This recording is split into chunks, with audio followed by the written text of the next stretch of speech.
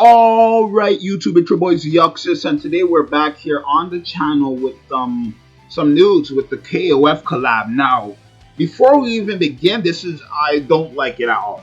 Now, some of you guys already know that I'm upset they didn't add Iori as a character, but not only that, he's not even included in general. And not only that, it's not even KOF, it's not even a collab with KOF All-Stars. It's a collab with KF. Oh, my bad. It's a collab with KOF 98. 98. Bro, hold on. Hold on. 98. It's a collab with KOF 98. What? Bro. Iori is legit the main character in a. Oh my gosh, bro. This game is so foolish, bro. But we're gonna be going over what the characters do, man. This is beyond stupid. Orochi's not in here. Iori's not in here. What? But we're gonna go over it anyways.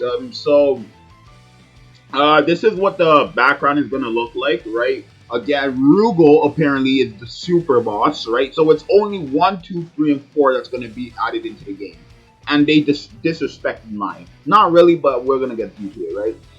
We have this. This I do kind of like how they did this. For when you're about to fight Rugal, they did add his security guards. That's pretty cool.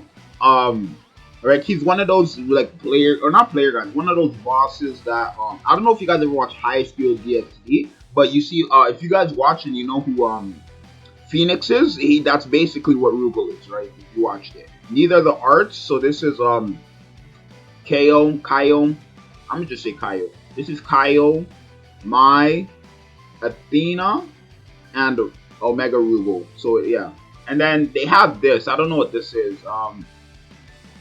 I don't know. I think it's like a new thing. I don't know. And then we have a super boss. So I wonder what the rewards are.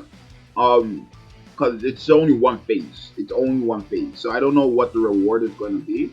But we're not here for that. We're here for the notes, or not the notes, the thing. So Kaio is actually a reg unit, and him, right? I read his passive, and off the bat, the first person that came to my mind was Mon Speed, right? And we're gonna talk to it right away, right? So his passive at the start of turns gives a 3-turn ignite debuff. Oh, 3 turns. I thought it was 3. Okay, never mind. Actually, no, it might still be good. It's really good. Gives a 3-turn ignite debuff to all enemies. And for each enemy, or for every enemy's ignite debuff, reduces the damage taken by all allies heroes by 5%.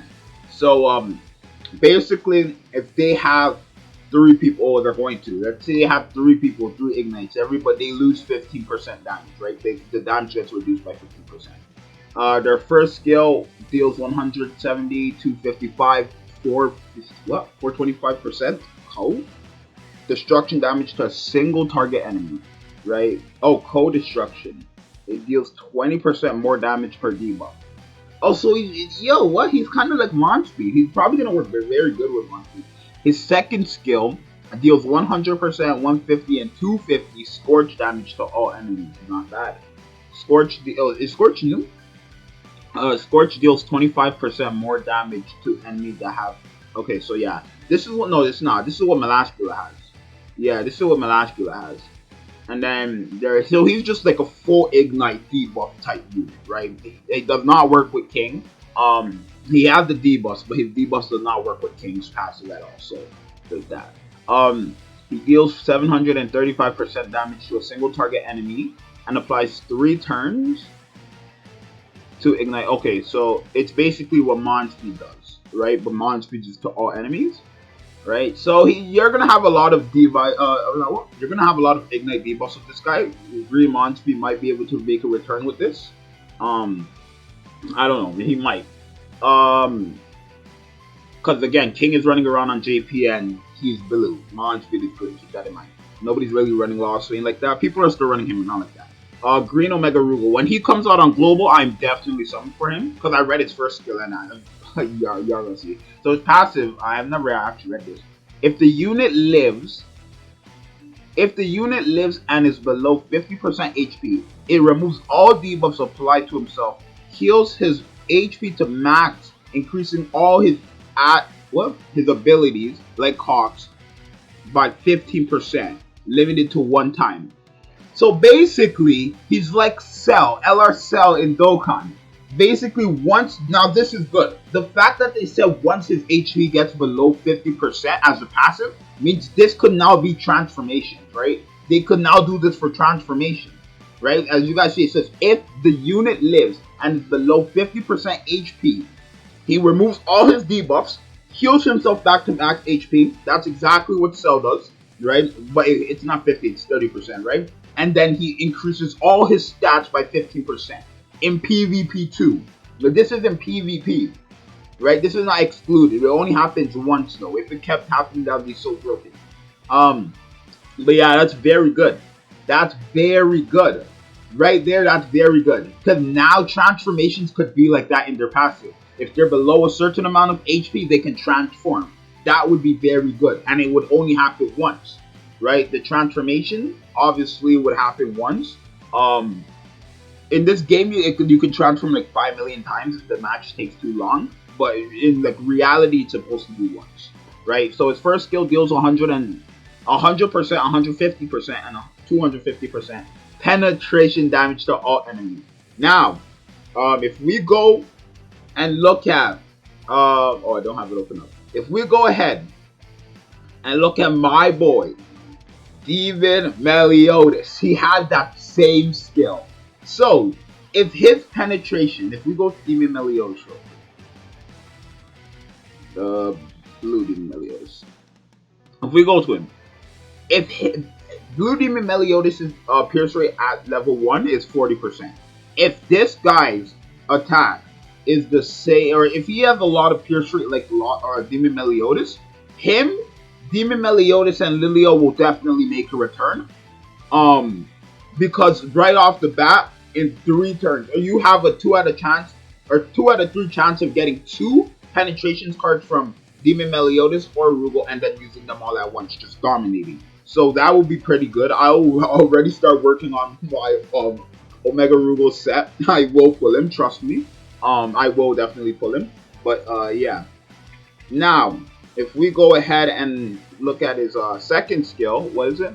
Deals 100% 80. Okay, 180, 180, and 300%. So rank 1, 2, and 3. Damage to a single target and reduces their attack related stats by 20, 30, and 40% for 1 turn. That's really nice. Huh? Ultimate deals 1,500% and ignores defense damage. Oh my gosh.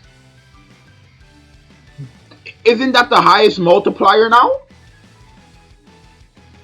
The highest before was what? 480? Or is this at max? Yeah, these are probably at max. Okay, yeah, these are at max. Okay, I was about to say these are at max.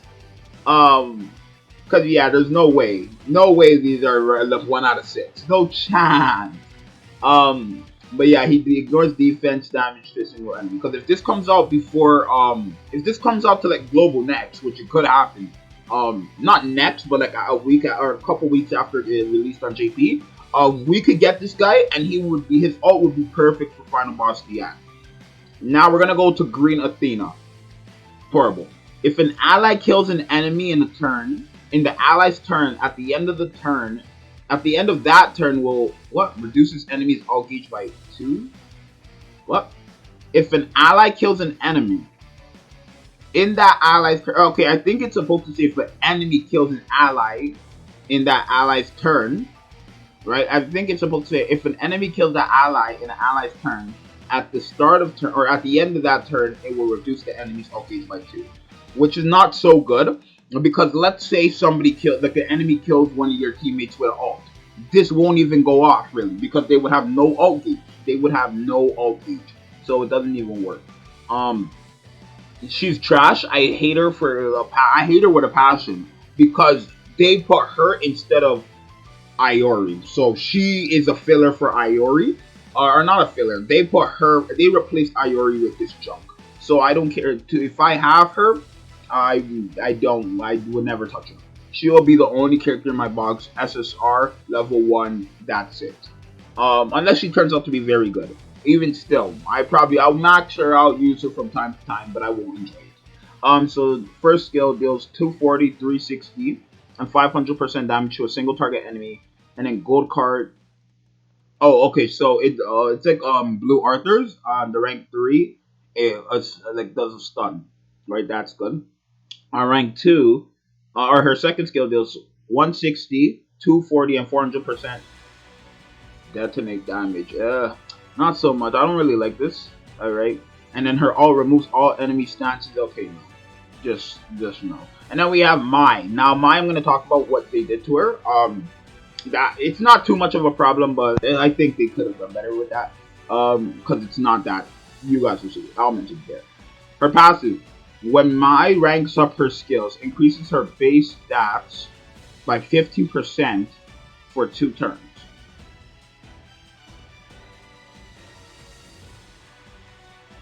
What? What does it mean when Mai ranks up her skills? So does this stack? Because if you move a card with Mai, that ranks up. If you use a Gulter card, that ranks up. But that goes with this. If this stacks, that would be so busted. That would be so busted if this stacks. Because there's so many things you could do to make this happen, right? Her first skill deals 120, 300%, and 450 damage equal to a single target enemy, and reduces all gauge by 1, 1, and 3. Okay, so it's what Merlin does. Green Merlin does. Okay, and then her second skill deals 100%, 150%, 250% amplify damage. Nice.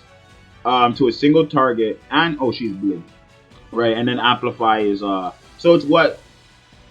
What? No. Is this what Escanor has?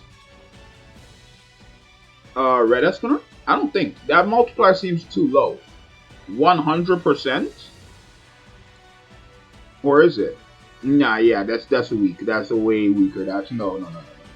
That's weak. That's a weak skill. It's only to one enemy. That's hella weak. And then her ultimate 9 favorite 40 what 945 damage with a single target and ranks up its own skill. Nice. So her ultimate ranks up her own skills. Okay. So basically every time you get her ultimate, she's like a Mikasa then. After you get her ultimate, then this will be applied. Unless you move a card and it ranks up like that, I don't know. Unless you use Golter and it ranks up, I don't know. I don't. But yeah, those are really their skills. Now I want to talk about something real quick. If we go back here, if we look at this, this is why it doesn't make sense, right? These are the character images, right? Kaio, Mai, Athena, Rugal, right? These are their pictures. If you don't know why it doesn't make sense to me, is this. Let me click this. Look at this. This is so saggy, bruh. It's so saggy. These are too small. They know. They got that know. Mine is not small like that. It's not. So, anyways, yeah, this is the art again, right? Rugal looks sick. He looks sick as hell.